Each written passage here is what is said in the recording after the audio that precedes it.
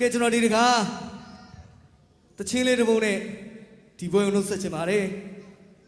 အချစ်လေးရဲ့ကိုကြော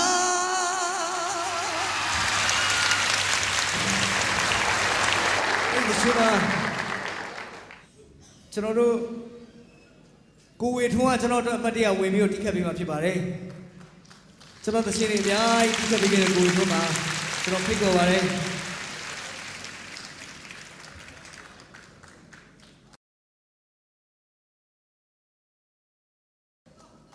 ကိုဝေထွန်းပါခင်ဗျာ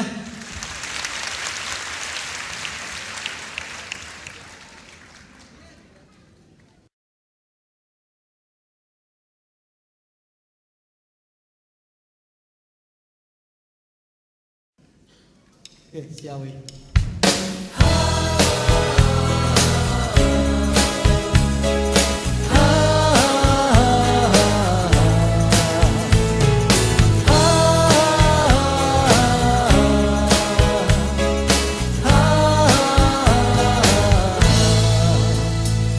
bên này xin xuôi bông lên trên để thay lo thứ chết sâu đi đâu thế quá